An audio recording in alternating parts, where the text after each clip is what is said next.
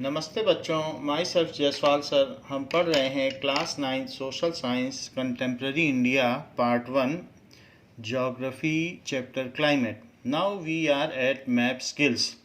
So on the outline map of India show the following areas receiving rainfall over 400 centimeters, area receiving less than 20 centimeter of rainfall. So we will show these on outline map of India. इसको हम India के map में show करेंगे. Now in India's map we have to show two things, that is the rainfall over 400 centimeter and the rainfall pattern over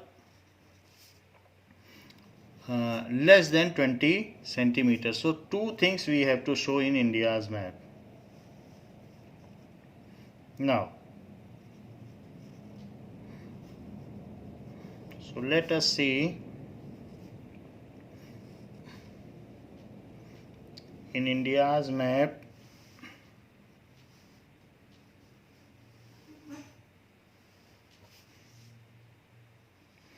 the two things.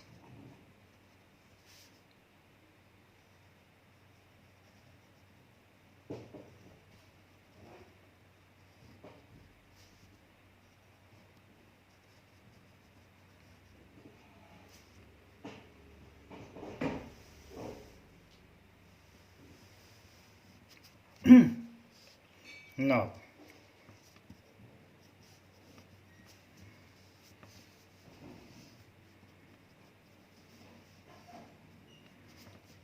this is India's map and we will show two things.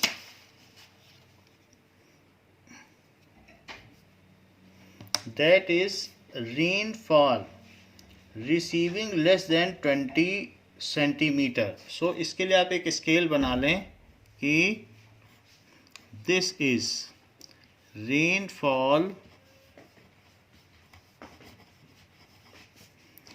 Less than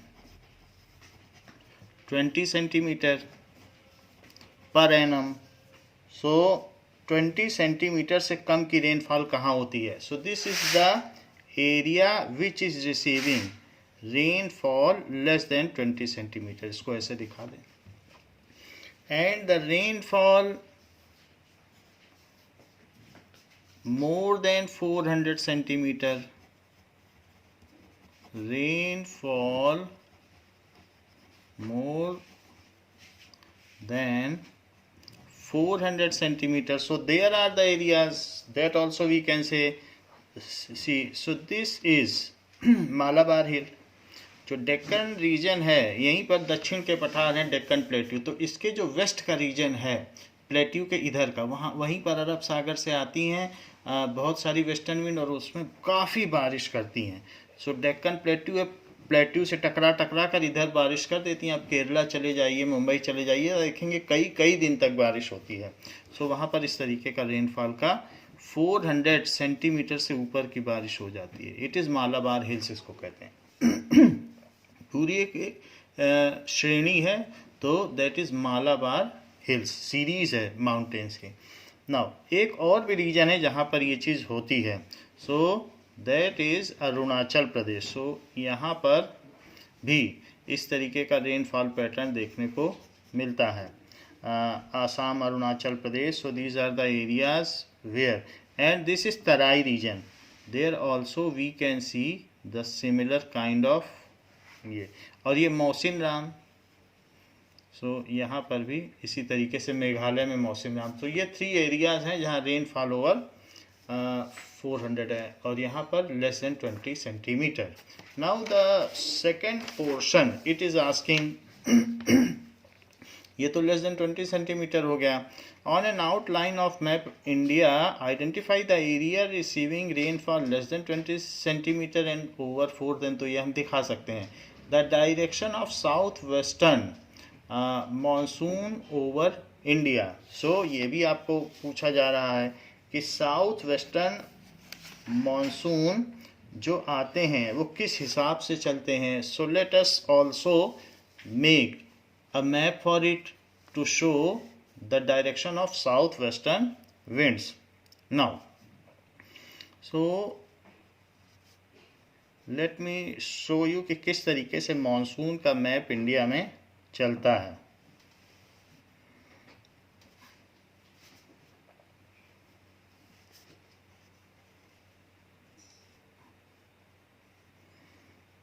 Now,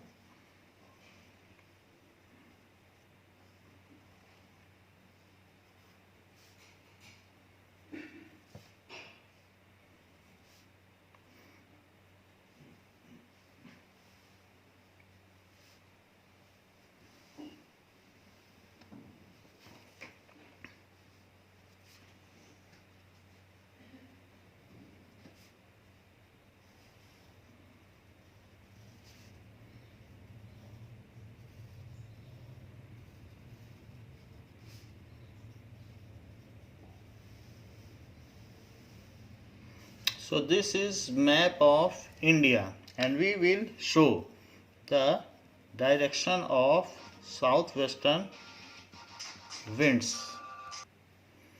Now, so here we are seeing that on 1st June it enters like this. So इस reason में ये enter करता है और ये यहाँ से होते हुए ये इस बेल्ट को कवर करता है. सो यहाँ से ये चला जाता है ये. सो दिस इज द 1 जून. ये 1 जून का मानसून मैप है. 1 जून.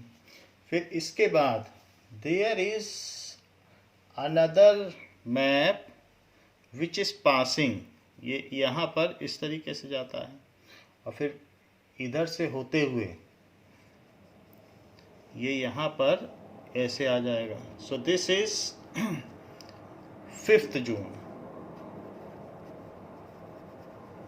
After that 5th June 10th June का मैप इस तरीके से आएगा और वो पूरा इंडिया से होता हुआ जाएगा. तो उसको इस तरीके से दिखाना.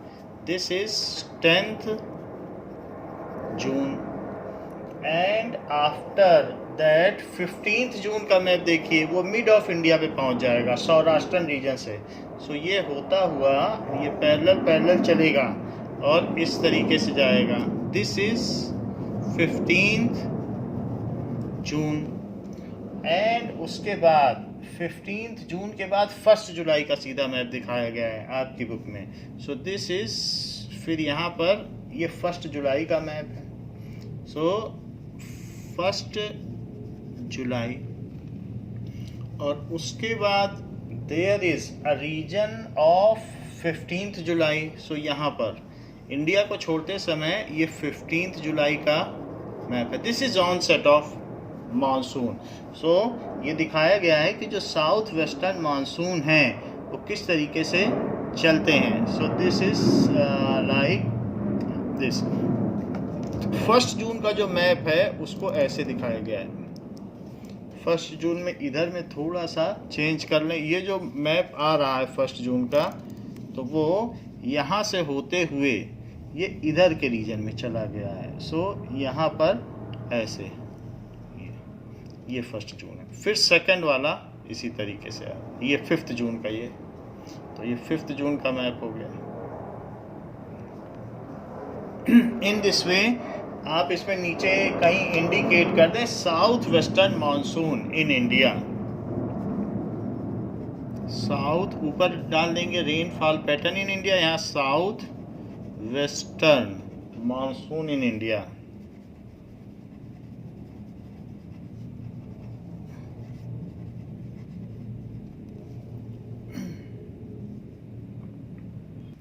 Next question is given for do it yourself. तो इस क्वेश्चन में दिखाया गया है कि डिफरेंट मंथ्स में जैसे यहाँ दिखाया गया है इन दिल्ली टेम्परेचर कैसा था और वहाँ पर रेनफॉल का पैटर्न कैसा था. तो ये रेनफॉल है. तो हम यहाँ पर देख रहे हैं कि जो जनवरी फरवरी डिफरेंट मंथ्स में रेनफॉल बहुत कम हुई है but most of the precipitation has occurred in June July August and September month. So these are the 4 months or 100 to 120 days where most of the monsoon occurs. That is most of the precipitation occurs. तो ये that is rain in centimeter per month. वैसे तो हम per annum देखते हैं Indian map में, लेकिन यहाँ पर सेंटीमीटर पर मंथ कि हर मंथ में कितने सेंटीमीटर हुई. तो जनवरी में बहुत थोड़ी बारिश हुई, लगभग 2.5 सेंटीमीटर, कभी 1 सेंटीमीटर, कभी 2. लेकिन जून में देखे, फिर जुलाई में देखे 20 सेंटीमीटर तक बारिश हो गई.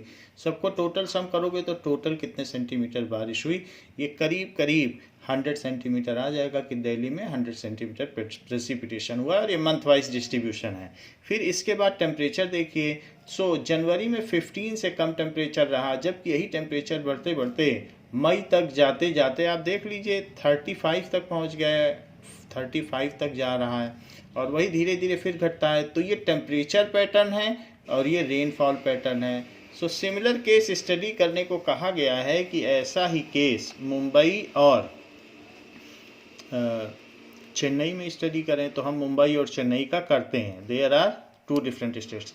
जो मुंबई है वहाँ पर तो बिल्कुल वैसा ही है, जब मानसून आता है तो ही बारिश होती है, लेकिन वो बारिश काफ़ी ज़्यादा है, दिल्ली से काफ़ी ज़्यादा. दिल्ली में ये चीज़ 20 थी, और यहाँ पर मुंबई में तो ये मालाबार कोस्ट है. तो मालाबार कोस्ट में तो बहुत ज़्यादा बारिश होती है, क्योंकि वो डेक्कन प्लेट्यू के वेस्ट में पड़ता है. सारी बारिश उसी प्लेट्यू से टकरा टकरा के वहीं गिर जाती है. तो यहाँ देखिए 35 और 45 तक भी जा रही है. तो ये जो 4 महीने में बहुत ज़्यादा बारिश हो रही, जस्ट दिल्ली से डबल. और टेम्परेचर चूंकि वो कोस्टल एरिया है तो यहाँ हमेशा 25 से 30 के आसपास ही रहता है, बढ़ता नहीं है. सो टेम्परेचर प्लेजेंट है, उसका पीक नहीं आता है. जबकि वही कोस्टल एरिया है तो टेम्परेचर एक जैसा ही है पूरे से. यहाँ तक कि सर्दियों में भी कम नहीं हुआ है, 15 से तो कम हुआ ही नहीं है. यहाँ पर टेम्परेचर का पीक आ जाता है, आप दिल्ली में देखिए, क्योंकि ये लैंड एरिया है away from ocean. Similarly Chennai में भी टेम्परेचर थोड़ा सा तो हाई है, यहाँ पर इससे हाई है टेम्परेचर, बट जो रेनफॉल का पैटर्न है वो देख सकते हैं. इट इज़ इन, ये जो रिट्रीटिंग मानसून होता है that is offset of monsoon, so withdrawal of monsoon, उसके समय में यहाँ बारिश होती है. So it is occurring July, August, September, October, November and December. These are the months where most of the precipitation has occurred. So there is a variation in precipitation in India. हमने 3 metropolitan city का देख लिया है, और temperature variation में भी देख लिया. अलग अलग तरीके का बिल्कुल ग्राफ है. यहाँ भी एक तरीके से फ्लैट ग्राफ है, बट थोड़ा रेज्ड है. तो ये जैसे जैसे हम नीचे आते जाएंगे, अब चेन्नई और नीचे है तो ये ट्रॉपिकल रीजन और इक्वेटर के पास आते जा रहे हैं, तो टेम्परेचर बढ़ जाएगा. फिर एल्टीट्यूड और उन सब चीज़ों का भी फर्क पड़ता है. तो ये सारी चीज़ें हैं, मोस्टली ये ट्रॉपिकल के आप पास आ गए, और तो इसलिए टेम्परेचर में हाइक है, लेकिन इवन है क्योंकि कोस्टल रीजन है. नाउ बुक शोज, जैसे कि अभी हमने पीछे देखा कि चेन्नई, मुंबई और दिल्ली में क्या बारिश का पैटर्न है और कैसा टेम्परेचर है.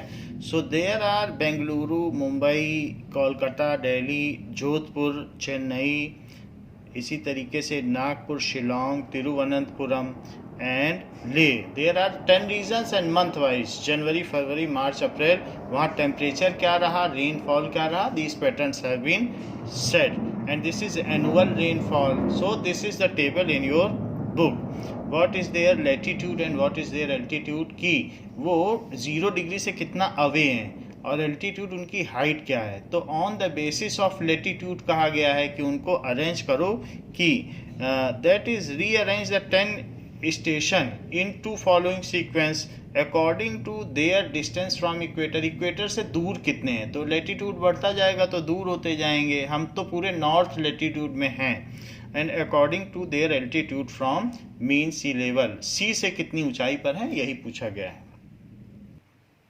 Now rearrange the 10 stations on basis of their distance from equator on basis of their altitude above sea level. तो हम ये जानते हैं कि अर्थ में हम इस तरीके से, यहाँ हमारी पोजीशन है, दिस इज, ये तो इक्वेटर हो गया बीच का, ये 0 डिग्री हो गया, यहाँ पर हम हैं. सो जैसे जैसे हम ऊपर जाएंगे तो ये 0 से 90 डिग्री नॉर्थ होता जाएगा. तो यहाँ साउथ से शुरू करो on basis of distance from equator, तो साउथ वाला सबसे पास है इक्वेटर के, और जितनी जितनी दूर चलते चले जाओगे so you are distant from equator, तो इस तरीके से आप इक्वेटर से दूर होते चले जाएंगे। सो दैट इज तिरुवनंतपुरम सबसे पास है, इसे इस जगह पे है तिरुवनंतपुरम। सो फर्स्ट है on basis of their distance from equator,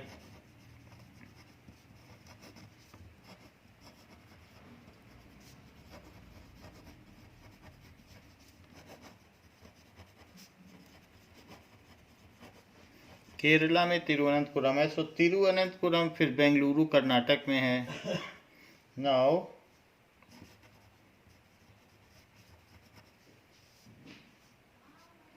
so Thiruvananthapuram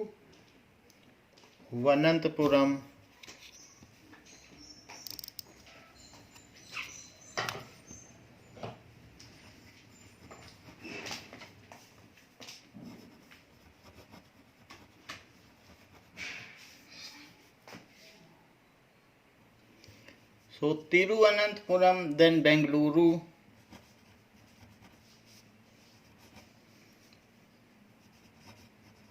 that is the capital of Karnataka, Chennai, capital of Tamil Nadu, Mumbai,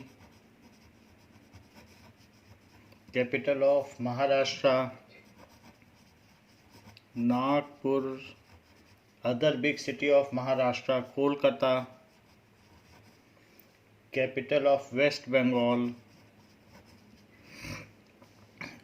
Shillong Meghalaya की राजधानी है, Jodhpur big city of Rajasthan, Delhi capital of India, and Leh. So in this way the different districts are away from equator. Now second, according to their altitude above mean sea level,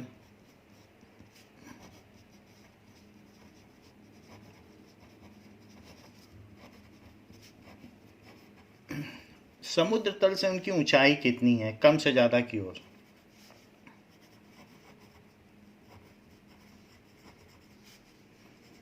above sea level, Thiruvananthapuram. सो तिरुवनंतपुरम में ये सी level से इसकी बहुत ज़्यादा ऊंचा नहीं है, और अगर थोड़ा भी पानी ऊपर उठेगा दैट इज 61 मीटर है। अगर सी थोड़ा भी उठ जाता है ग्लोबल वार्मिंग की वजह से तो डूब जाएगा, बट 61 मीटर भी ठीक ही होता है, इतना कम नहीं है। सो कुछ कुछ तो 5 मीटर पर ही ऊंचाई पर हैं, तो इंडोनेशिया और इन सब के कंट्रीज, तो फिर भी इसका 61 है, कम ही है।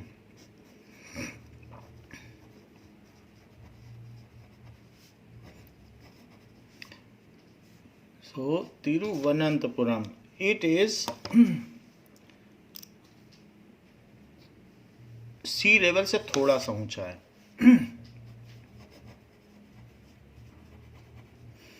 तो 61 मीटर का मतलब होता है कि करीब ऐसा माना जा सकता है कि 20th फ्लोर, 20 फ्लोर ऊंची बिल्डिंग होती उतने ऊंचे पे है सी लेवल से।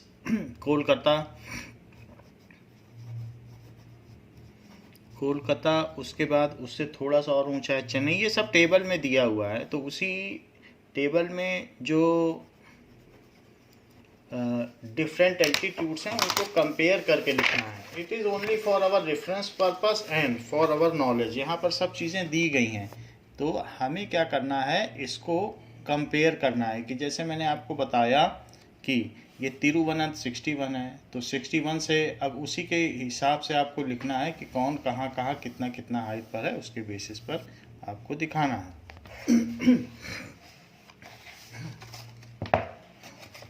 Now,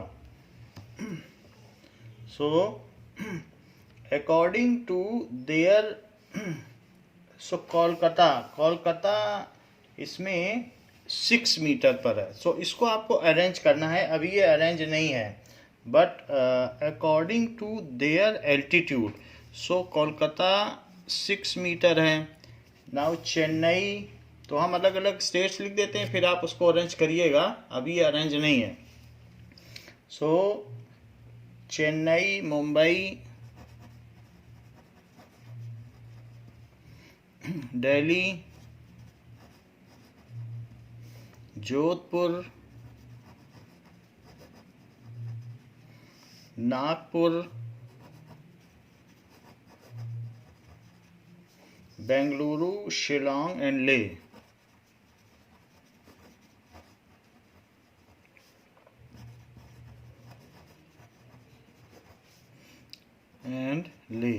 सो जैसे कलकत्ता हमने देख लिया, बेंगलुरु 909 पर है। सो ये 909 मीटर पर है।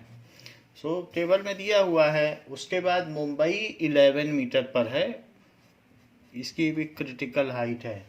आफ्टर दैट 11 मीटर का मतलब है कि 3 मीटर की एक इमारत होती है, तो 3 मंजिला इमारत। कोलकाता का मतलब 2 मंजिला इमारत, सिर्फ इतना ऊंचा है। And after that Delhi 219 metre, यहाँ कभी फ्लड नहीं आता, काफ़ी ऊंचा है। Jodhpur 224, so 224 metre sea level से। दैट इज चेन्नई 7, कई बार समुद्र का पानी यहाँ आ जाता है। Next is Nagpur 312, it is also safe from flood, 312 metre. And Shillong 1416, it is mountainous range पर है, 1416 मीटर, इसीलिए कूल भी है, जितने एल्टीट्यूड पे जाएंगे कूल होता जाएगा। Leh 3506 metre. And Thiruvananthapuram, it is 61। तो इसके बेसिस पर अब आपको अरेंज करना है, तो सबसे कम वाले को सबसे पहले लिखना है। सो इसका जो आंसर है, तो आप किस तरीके से लिखेंगे? सो अरेंजमेंट, सबसे पहले आप किसको दिखाएंगे? कोलकाता, देन 6 वाले के बाद 7 चेन्नई, आफ्टर दैट चेन्नई के बाद 7 के बाद क्या आता है? So it is Mumbai. 11 से बड़ा क्या है? That is 61 Thiruvananthapuram.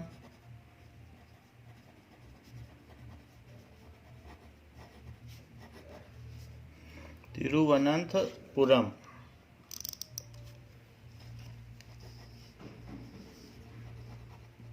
Now next is 61 से ऊपर क्या है?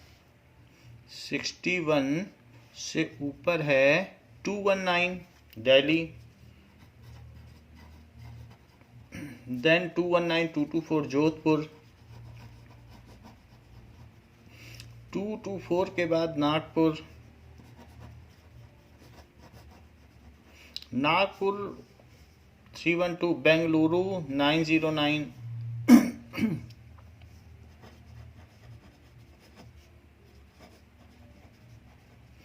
then Shillong and then ले। सो ये इसका अरेंजमेंट है, ये क्वेश्चन माना जाएगा और ये इसका आंसर माना जाएगा। नाउ तो ये क्वेश्चन हो गया, ये आंसर हो गया। Now third question, name two rainiest station, that is Shillong and Mumbai. So Meghalaya में शिलोंग है and Mumbai, both are the rainiest station.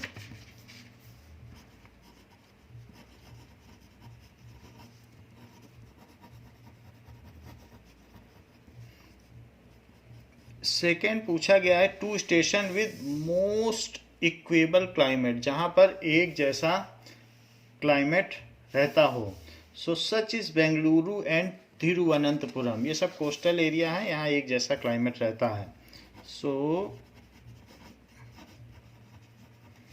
And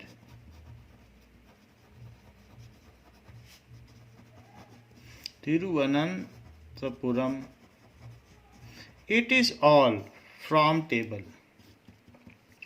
Next is two station with most equable climate, एक जैसा क्लाइमेट जहाँ पर रहेगा, तो that is Bengaluru and Thiruvananthapuram. Two station with most extreme climate, so जहाँ पर एक्सट्रीम क्लाइमेट हो that is Leh and Jodhpur. So वहाँ पर टेम्परेचर रेंज बहुत बदल जाती है, सर्दियों में और गर्मियों में आप टेबल से कंपेयर करेंगे तो एक्सट्रीम क्लाइमेट है Leh and Jodhpur.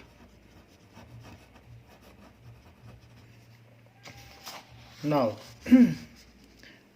Diurnal change यहाँ ज़्यादा होता है, वो तो पर डे का है और वैसे भी पर ईयर का भी ज़्यादा है. Range of maximum and minimum temperature. Two stations most influenced by Arabian branch of south west monsoon.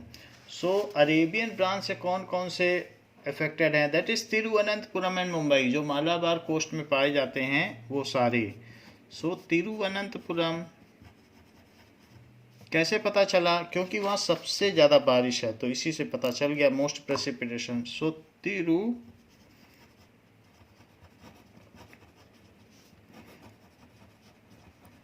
And Mumbai. Fifth question में पूछा गया है कि टू स्टेशंस जो कि ड्राइएस्ट हैं, जहाँ बारिश कम होती है, स्कैंटी रेनफॉल है. सो ड्राइएस्ट हैं that is Leh and Jodhpur.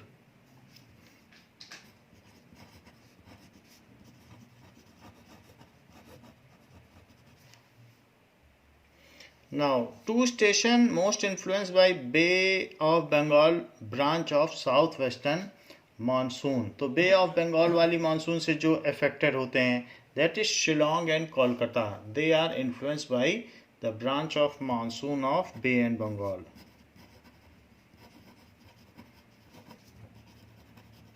तो ये तो आपको खुद लिखना पड़ेगा, ये टेबल में नहीं दिया है. कोलकाता.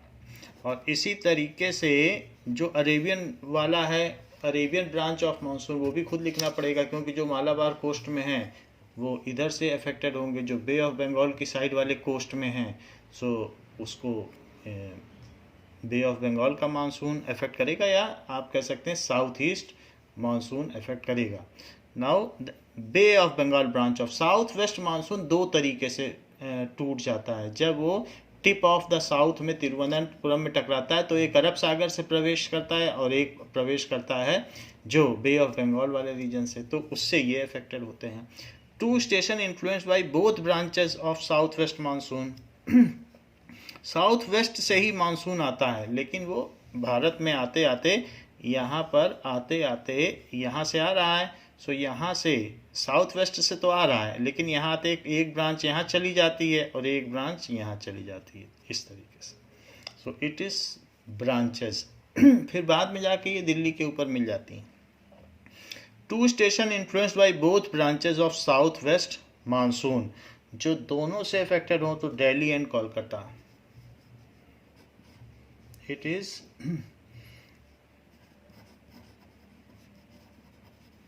कोलकाता इसमें दोनों में आया है. बे ऑफ बंगाल से जो इन्फ्लुएंस है वो उससे भी इन्फ्लुएंस है, इसलिए दोनों में आ गया. Next is two station influenced by retreating. जब मानसून वापस लौटता है एंड नॉर्थ ईस्ट मानसून, तो मानसून कई बार क्या होता है कि यहाँ पर ऐसा भी होता है कि मानसून यहाँ से भी आता है, यहाँ से north east, that is north east monsoon. तो यहाँ से भी अगर मानसून आ रहा है तो उससे कौन अफेक्टेड है? Now that is the eighth part.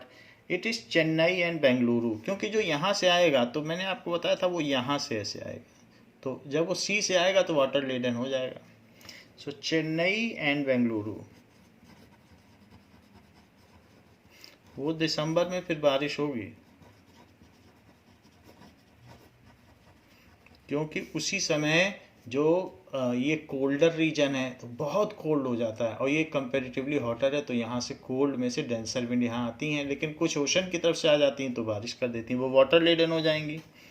9th, 2 station receiving winter showers from western disturbances, तो कुछ पश्चिमी विक्षोभ की वजह से जो सर्दियों में बारिश पाते हैं, ऐसा कौन सा है?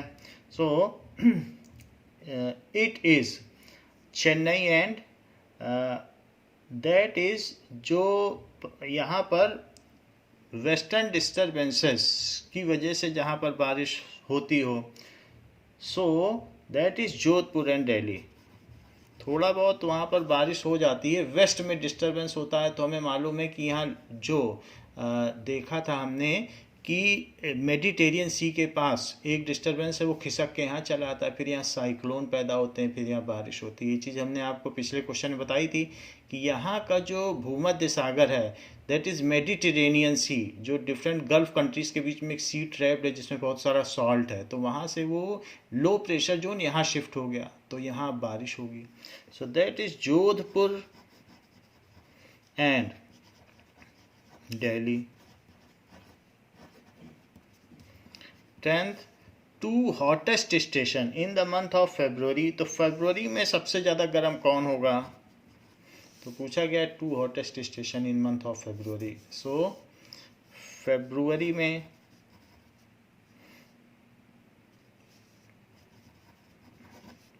It is Thiruvananthapuram and Chennai.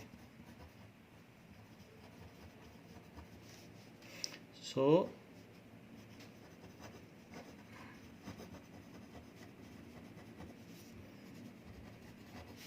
जब बाकी जगहों पर सर्दी होती है तो वहाँ गर्मी होती है।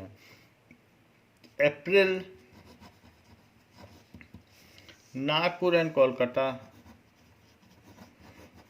नागपुर में गर्मी पड़ जाती है सबसे ज़्यादा, तभी तो मानसून चलते हैं मेडागास्कर रीजन से, यहाँ पर अफ्रीका में मेडागास्कर है, सो वहाँ से फिर यहाँ चलते हैं कोलकाता, तो एक लो प्रेशर जोन क्रिएट कर देता है ये।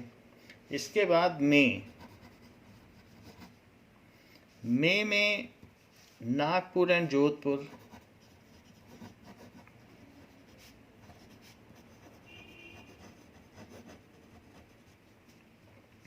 Then June Jodhpur and Delhi, तो Delhi and Jodhpur. So these are the various months with the hottest region. Now question number 4 says that why are Thiruvananthapuram and Shillong rainier in June than in July? जून में ज़्यादा बारिश होती है, जुलाई में नहीं, ऐसा क्यों? So as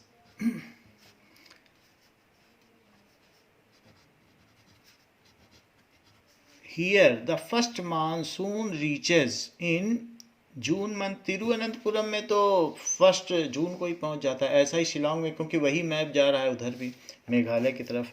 as these regions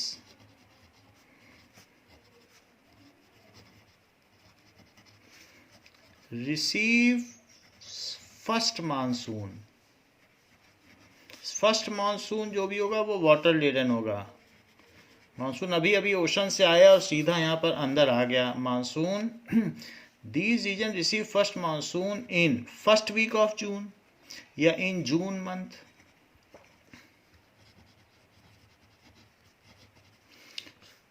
so which is water laden?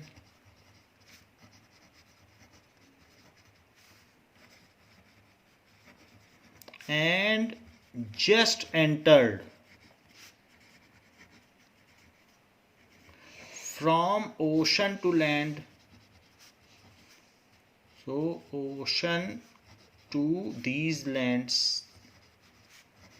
इसलिए वहाँ पर जो फर्स्ट मानसून है वो बारिश कर देता है। सेकंड क्वेश्चन पूछा गया है Why is July rainier in Mumbai than in Thiruvananthapuram? अब कह रहा है जुलाई में बारिश होती है मुंबई में और तिरुवनंतपुरम में नहीं। अगर हम मैप देखेंगे सो जो साउथ वेस्ट मानसून है that reaches so southwest monsoon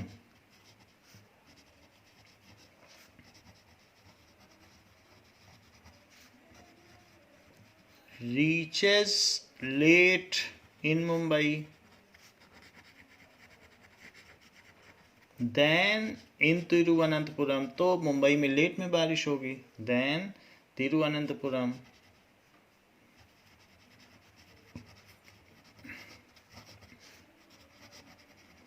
सो तिरुवनंतपुरम में तो जून में ही बारिश हो जाएगी, जबकि मुंबई में लेट में बारिश होगी। और फिर वैसे तो मुंबई में करीब करीब 10 जून को मानसून आ जाएगा, फिर उसके बाद जो एवरेज बारिश होगी जून जुलाई के मंथ के मिडल में होगी। थर्ड क्वेश्चन पूछा गया है कि why are south west monsoon less rainier in Chennai. तो साउथ वेस्ट मानसून से यहाँ इतनी बारिश नहीं होती जितनी कि नॉर्थ वेस्ट मानसून से होती है। हमने आपको बताया ये नॉर्थ वेस्ट मानसून है, यही आके यहाँ ज़्यादा बारिश करते हैं। और चेन्नई का हमने रेन ग्राफ भी दिखाया था, वो ज़्यादातर शिफ्ट हो गया है सितंबर, अक्टूबर, नवंबर, दिसंबर में। तो यहाँ पे ज़्यादा बारिशें करते हैं, जबकि जो इधर से आने वाले हैं वो बारिश नहीं कर रहे हैं। तो ये मानसून हमारे यहाँ जून में प्रवेश करता है, जबकि ये मानसून सितंबर में। तो ये पूछा जा रहा है कि यहाँ चेन्नई में नॉर्थ ईस्ट मानसून से ज़्यादा बारिश होती है और साउथ वेस्ट मानसून से कम। क्या रीजन है ऐसा? सो it is because Chennai falls in the rain shadow area. तो वो ऐसा एरिया है जो पहाड़ के दूसरी तरफ है। तो यहाँ से जो मुंबई से सब डेक्कन प्लेट्यू को टकराते हैं वो यहीं बारिश कर देते हैं, और वो रेन शेडो एरिया उस साइड के रीजन में ये पहुँच ही नहीं पाते। जबकि वहाँ से आने वाले मानसून के लिए वो रेन फ्रंटियर रीजन है, क्योंकि अब उस समय डेक्कन प्लेट्यू इधर पड़ रहा है और ये इधर से आ रहे हैं, तो फिर ये बारिश करते हैं। तो इधर से आएगा तो वो तो पहाड़ से टकरा कर इधर बरसेगा, जो उधर से आएगा तो वो कैसे इधर बरसेगा? Now it is because Chennai falls, तो चेन्नई जो है वो डेक्कन प्लेट्यू के दूसरी तरफ पड़ता है, यानी जहाँ से क्लाउड्स आ रहे हैं उसके लिए वो रेन शेडो एरिया है, साउथ वेस्ट मानसून के लिए particularly. Falls in rain shadow area, in rain shadow area of south west monsoon and rain frontier area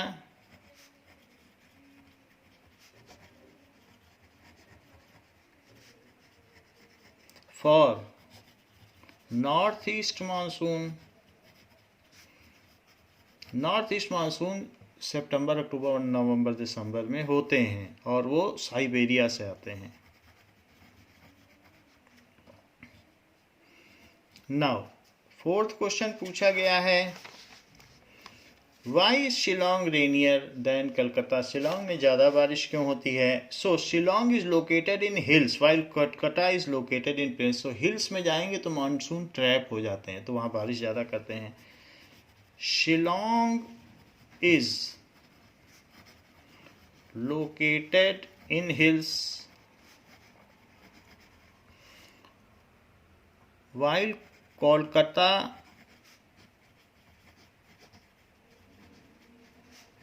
is located in plain।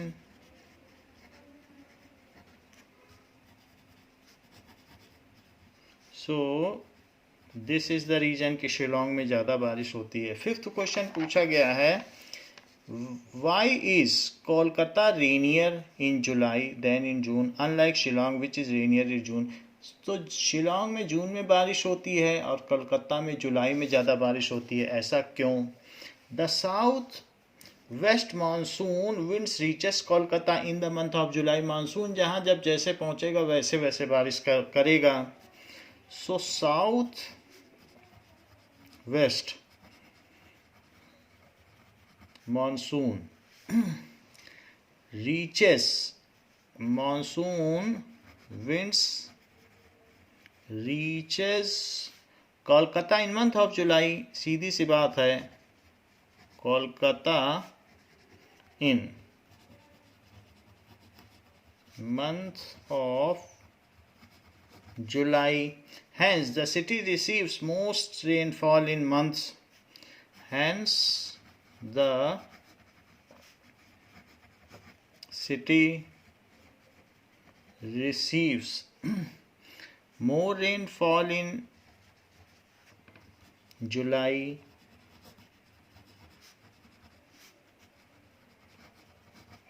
जबकि monsoon reaches Shillong around the first week of June, while monsoon reaches Shillong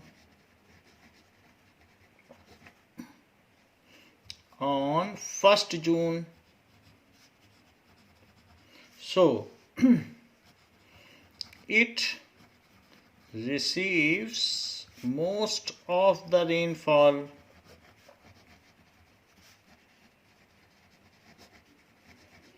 in जून. तो जो monsoon आया, monsoon फिर आगे आके गुजर जाता है, फिर वो वहाँ नहीं रहता. एक बार बारिश हो गई, एक महीने तक काफ़ी बारिश होती है, फिर धीरे धीरे जो उसके प्री क्लाउड्स हैं या पोस्ट क्लाउड्स हैं वो थोड़ी बहुत ही बारिश करते हैं, लेकिन जो मानसून क्लाउड्स हैं वो एक बंच है, तो वो एक बार गुजर गया, एक महीने में गुजर जाता है किसी भी रीजन से, वहीं उस मंथ में ही सबसे ज़्यादा बारिश वो करता है. नाउ 6th क्वेश्चन है, why does Delhi receives more rainfall than in Jodhpur. तो क्यों ऐसा है, जोधपुर से ज़्यादा दिल्ली में क्यों बारिश है? It is because the most of the rainfall, it is because the amount of rainfall decreases from east to west. जैसे जैसे हम आगे बढ़ते चले जाएंगे तो जो रेनफॉल का एक्सटेंट है वो डिक्रीज होता चला जाता है. तो यही बात है कि जैसे जैसे हम आगे बढ़ेंगे तो यहाँ से इधर पर चलने पर यहाँ पर रेनफॉल में जो amount of condensation of water droplets है वो कम होता जाता है. इट इज़ बिकॉज, क्योंकि जोधपुर यहाँ है और दिल्ली यहाँ है. So it is because the amount of rainfall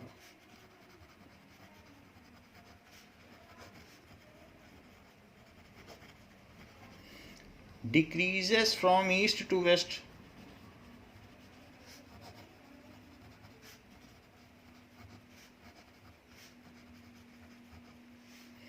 In northern India,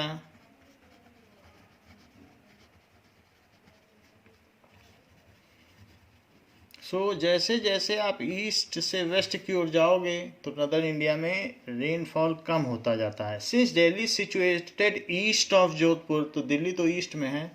since Delhi is situated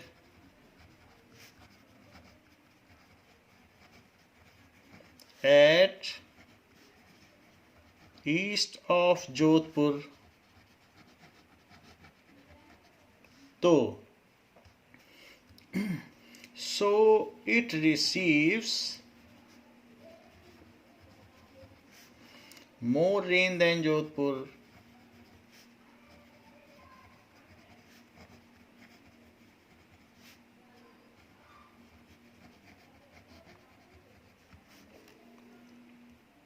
Now it is asked, Thiruvananthapuram has equable climate. Question number 5. Why Thiruvananthapuram has equable climate? एक जैसा ही climate क्यों रहता है? Because Thiruvananthapuram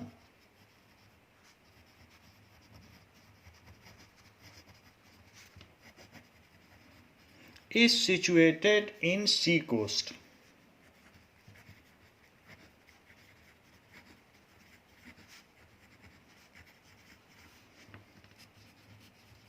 वो coastal region है, समुद्र तटीय reason है. तो जो रीजन सी के पास है वहाँ एक जैसा टेम्परेचर रहता है, न सर्दी न गर्मी. Next question is, Chennai has more rains. Only after the fury of monsoon, जब ये मानसून की जो खेप है वो पूरी हो जाती है सारे पार्ट्स ऑफ कंट्री में, उसके बाद चेन्नई को पानी मिलता है। तो मानसून की हलचल जब पूरे देश में, फरी का मतलब हलचल, पूरी हो जाती, तब चेन्नई को सितंबर से पानी मिलता है। तो हमने पहले भी बताया कि चेन्नई में जो नॉर्थ ईस्ट से आने वाले मानसून हैं वो बारिश करते हैं, क्योंकि वो डेक्कन प्लेट्यू के रेन शेडो रीजन में पड़ता है। तो यहाँ से जो साउथ से पानी आएगा वो यहाँ चेन्नई में नहीं बरसेगा, तो यहाँ से जो यहाँ से आएगा नॉर्थ ईस्ट से, उसी से बारिश हो तो वो यहाँ बारिश कर देता है। So next is it happens because of retreating monsoon.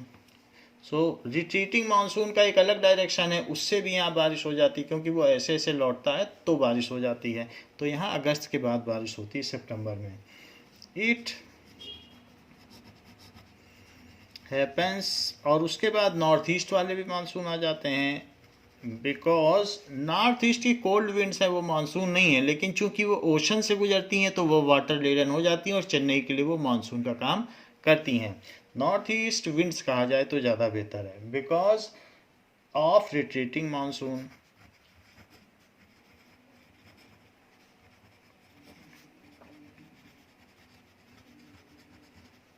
Next is ये कहा गया है कि Jodhpur has a hot desert type of climate. ऐसा क्यों? वहाँ पर एक रेगिस्तानी क्लाइमेट है। Jodhpur is situated in north western part of India. So Jodhpur is situated in north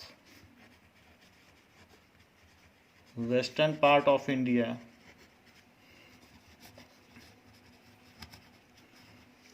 तो इंडिया में ये जो यहाँ पर है, तो दिस इज नॉर्थ वेस्ट, तो जोधपुर यहीं तो है इंडिया में। सो इस तरीके से अगर देखें, सो ये यहाँ पे जोधपुर है। तो Jodhpur is situated in north western part of India which is a desert. ये थार डेजर्ट है, विच इज अ डेजर्ट। सहारा के मरुस्थल तो अफ्रीका में है।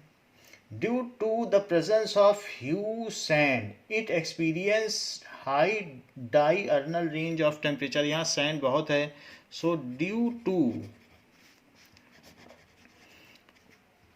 प्रेजेंस ऑफ ह्यूज सैंड, और सैंड का काम है जल्दी गर्म होना, जल्दी ठंडा होना। सो इट एक्सपीरियंसेस अ डाइअर्नल, यानी दिन का अधिकतम और न्यूनतम तापमान में बहुत अंतर है। Diurnal range of temperature, range of temperature, and also it receives scanty rainfall less than 20 centimeter, and also it receives less rainfall that is less than 20 centimetre per annum. तो इस वजह से सो इट हैज़, वहाँ sand भी है और less rainfall भी है। So it is a desert type climate. Desert type climate में दिन में ज़्यादा गर्मी और रात को ठंडी, ऐसा ही जोधपुर में होता है, डेजर्ट टाइप क्लाइमेट। ये भी बात सच्ची है कि ड्यू टू स्कैंटी रेनफॉल ही यहाँ की जो मिट्टी है वो सैंड बन गई है और उसकी वजह से डेजर्ट टाइप क्लाइमेट हो गया है। Leh has moderate precipitation almost through out the year. तो लेह में तो 10 सेंटीमीटर से भी कम बारिश होती है। So because Leh is located in mountains, as Leh mountain में लोकेटेड है, तो वहाँ पूछा गया है कि वहाँ प्रेसिपिटेशन कम क्यों है। And it is again at peak, Leh is located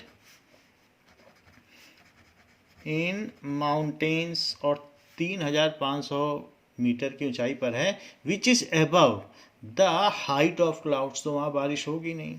तो जो माउंटेन में है और and it is at higher altitude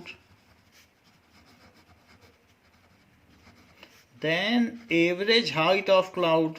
average height तो 1,000 मीटर पर क्लाउड चलते हैं एल्टीट्यूड, देन इसका हायर एल्टीट्यूड है दैट इज 3,500 मीटर है, then average height of clouds. तो क्लाउड्स की हाइट से तो इसका ज़्यादा है। क्लाउड्स को अगर आप मान लें कि एट मोस्ट ये 1,000 पे चलते हैं, फिर भी 2,000 तक किसी तरीके से पहुंच जाएंगे, इतने पे तो नहीं पहुंच सकते हैं। Average height of cloud, so it has scanty rainfall, तो इस वजह से यहाँ प्रेसिपिटेशन नहीं होता है। So it has scanty rainfall that is less than 10 centimetre. और अगर कोई ऐसा भी रीजन है, ये सबसे बड़ी बात है कि ये हायर एल्टीट्यूड पर है, फिर उसके बाद ले के बाद ये सब प्लेट्यू पर जाते हैं, तो क्लाउड फिर क्यों बारिश करेंगे प्लेट्यू पे? कुछ ना कुछ तो हर्डल होना चाहिए, तभी तो बारिश होगी। तो ले तक जाते जाते जो क्लाउड्स हैं वो बस निकल जाएंगे, वहाँ से बारिश नहीं करेंगे। In Delhi and Jodhpur, most of the rainfall is confined nearly in 3 months, while in Tiruvananthapuram and Shillong it is almost 9 months of year. यहाँ 9 महीने होती है, जबकि यहाँ 3 महीने होती है। So rain in Delhi and Jodhpur are confined in monsoon period only. Now, rain in Delhi and Jodhpur are confined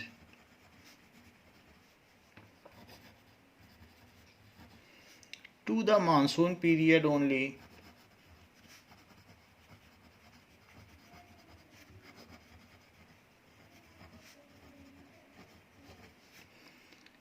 It is because, ऐसा क्यों है? These regions are located in the interior part of country. These regions are located in the interior part of country.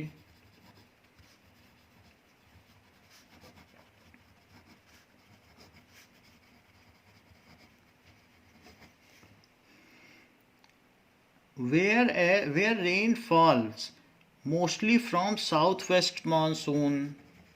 Where rain falls mostly from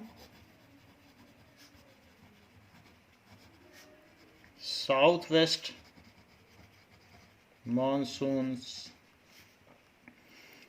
Now, Tiruvananthapuram and Shillong, since they are located on the sea coast,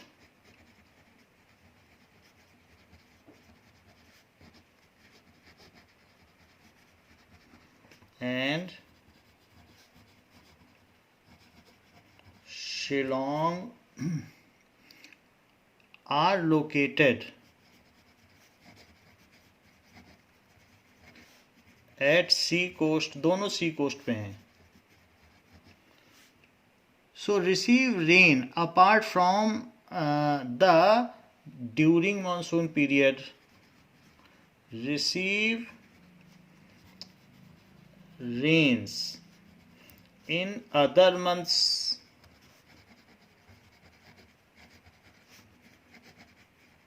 apart from that is southwestern monsoon.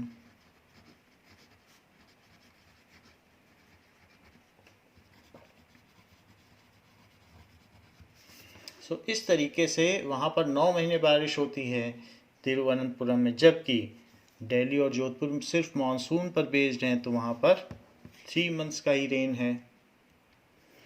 Now the rainfall of immense importance for the cultivation of rabi crops is known as, तो उसको क्या कहेंगे कि रबी की फसलें जैसे गेहूं आता है, ये सब आता है, तो रबी की फसल जो भी होती है तो उसके लिए रेनफॉल इम्पॉर्टेंट क्यों है? दैट इज़ नोन एज महावत, इसको कहते हैं महावत।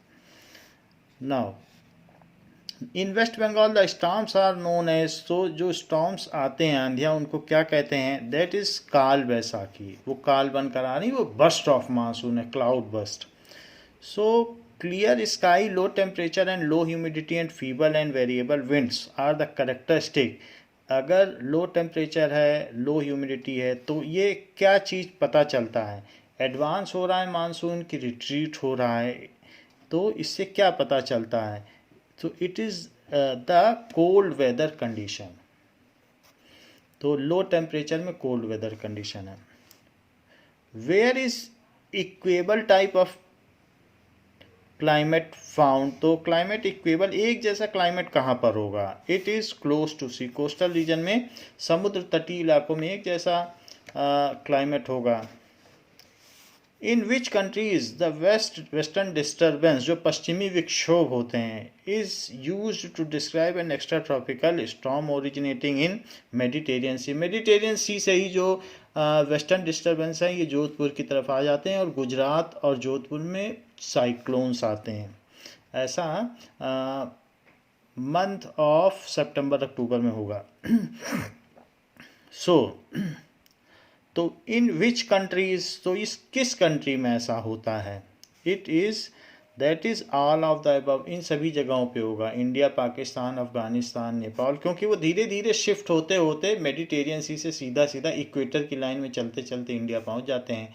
और इंडिया आते आते अफगानिस्तान से भी गुजरेंगे, पाकिस्तान से, फिर इंडिया से, फिर नेपाल से भी जाएंगे। तो सभी कंट्रीज़ में वेस्टर्न डिस्टर्बेंसेज होते हैं। When does the cold weather season begin in northern India?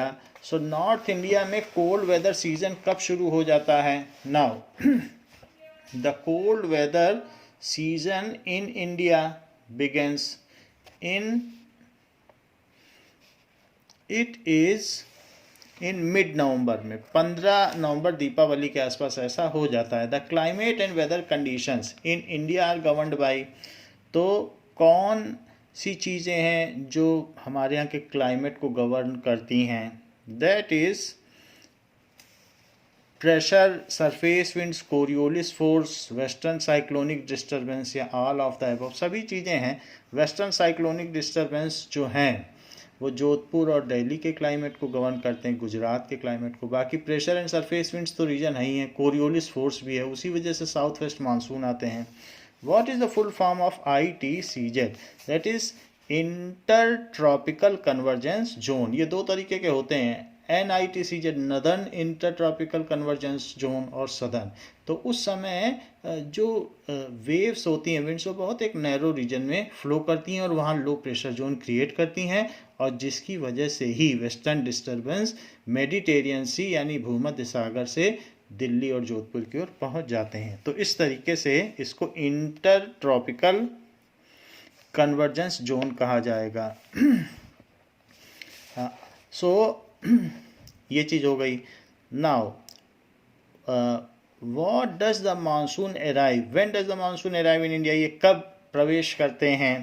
तो it arrives in India in early June, early June में ये प्रवेश कर जाते हैं।